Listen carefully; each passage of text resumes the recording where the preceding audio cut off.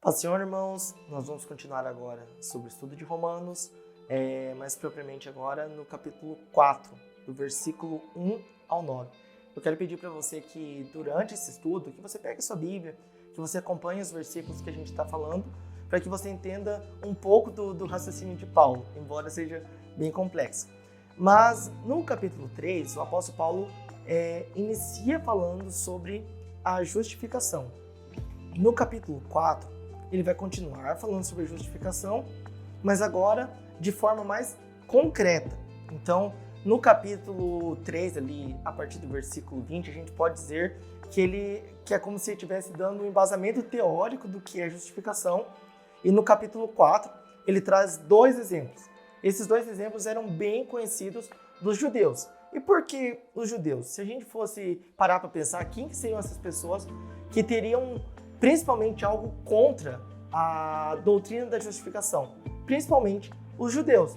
Então ali ele traz no capítulo 4 dois exemplos bem conhecidos para os judeus, que é primeiro de Abraão, que foi o pai dos judeus, o pai da nação, e também o Davi, o rei Davi, que foi o rei dos judeus e considerado para os judeus o maior rei e melhor rei que já existiu. Então ele começa ali no capítulo 4, versículo 1, dizendo o que descobriu Abraão. Daí no versículo 2 ele coloca uma objeção a tudo isso. Se as obras tivessem tornado Abraão justo, ele teria motivo para se gloriar, não perante Deus. Então o que o apóstolo Paulo quer dizer? Que se tivesse algum motivo para Abraão se gloriar, não seria perante Deus, porque perante Deus ninguém é considerado justo. Continuando esse raciocínio do capítulo 3. Então, no versículo 3 do capítulo 4, ele diz: Abraão creu em Deus e isso foi considerado justo. Ou seja, o fato de Abraão crer em Deus é que o tornou justo, e não alguma obra que ele tivesse feito ou deixado de fazer. Então, no capítulo 4, o apóstolo Paulo vai estar enfatizando essa questão de que não é pelas obras que a gente obtém algum favor de Deus. As obras, e aqui nós não estamos anulando de maneira alguma a importância das obras. O que o apóstolo Paulo está querendo dizer é que pelas obras nós não alcançaríamos alguma coisa. Só pelas obras nós não poderíamos chegar perante Deus e falar: Deus, eu mereço ser salvo porque eu fui uma pessoa boa, eu mereço ser salvo porque ninguém é considerado bom. Bom é só Deus, ninguém é considerado justo totalmente. Então como que funciona essa justificação?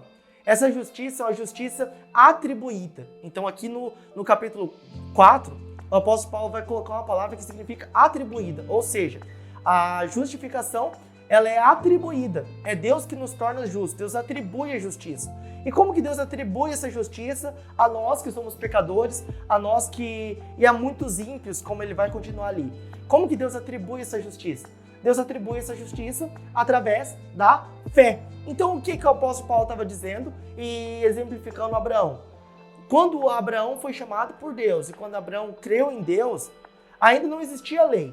Então não tinha como ele ser justificado pela lei. O que tornou Abraão justo e o que fez com que Abraão fosse justificado? A crença em quem era Deus. Mas não é só uma crença em quem Deus é. Não é só uma crença, você crer que Deus existe.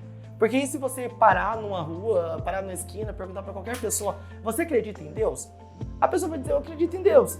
Muitas vezes até alguns ateus acreditam em Deus.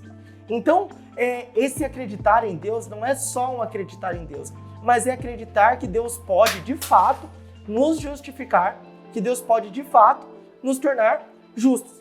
Então, no versículo 4, o apóstolo Paulo fala bem assim: o salário daquele que trabalha não é um presente, mas é um direito. O que ele quer dizer com isso? Que se as nossas obras, elas de fato servissem para alguma coisa, Deus teria o dever de nos salvar.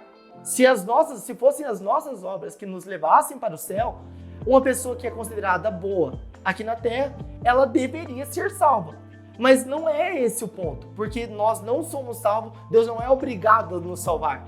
As nossas obras não é elas que fazem com que Deus diga bem assim: não, eu vou ter que salvar essa pessoa, assim como um empregador chega no final do mês, a pessoa trabalhou e ele fala: eu vou ter que pagar esse salário. Não, mas é por um ato de graça de Deus. Então, por isso que o salário daquele que trabalha não é um presente, mas um direito. Então, o que ele continua no versículo 5? Ele diz assim, contudo, ninguém é considerado justo com base em seu trabalho. Ou seja, se o salário daquele que trabalha não é um presente, é um direito, ele continua no versículo 5. Contudo, ninguém é considerado justo por meio do seu trabalho, mas sim por meio da fé em Deus. Então, o que nos declara justos? Uma única coisa, irmãos, a fé em Deus. A fé em Deus é o único meio pelo qual nós somos declarados justos. Então, o que o apóstolo Paulo está querendo exemplificar aqui através de Abraão? Principalmente a questão de que não é por meio de obras, não é por meio de leis que nós somos salvos, mas sim por meio da fé em Cristo, da fé em Jesus, que pode nos salvar. E ali, a partir do versículo 6, ele traz outro exemplo, que é o exemplo de Davi. Então, ele cita uns salmos ali que Davi fala, como são felizes aqueles cuja obediência é perdoada, cujos pecados são cobertos. Sim, como são felizes aqueles cujo pecado o Senhor não leva mais em conta. O que o Davi está querendo dizer aqui? Davi, que era um rei que poderia por vários motivos se engrandecer e falar, nossa, eu sou o top, eu sou o bambambam, mas também tinha vários motivos pelos quais Davi poderia falar bem assim, meu Deus, eu não mereço nada do que eu estou vivendo. Então o que Davi entendeu? Davi entendeu que o fato de ele ser declarado justo não é por ele não ter nenhum pecado. Davi tinha vários pecados, mas o que o declarava justo era o quê? Aqueles que o Senhor não levava mais os pecados em conta.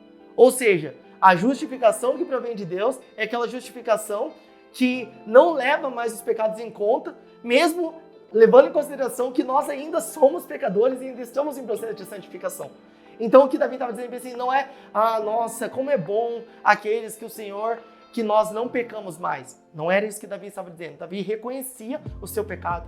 Davi reconhecia que ele era um pecador, mas ele reconhecia que Deus era soberano para perdoar os seus pecados e não levar mais os pecados em conta.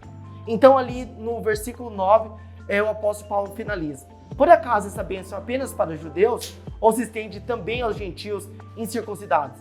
Já dissemos que Deus considerou Abraão justo por meio da fé. Então, finalizando essa sessão, o apóstolo Paulo está querendo dizer assim, gente, não é as suas obras que vão tornar você justo, não é o que você faz de bem ou errado, e aqui ele não está levando em consideração as obras, mas ele está dizendo, as suas obras por si só, elas não são suficientes para que você seja salvo.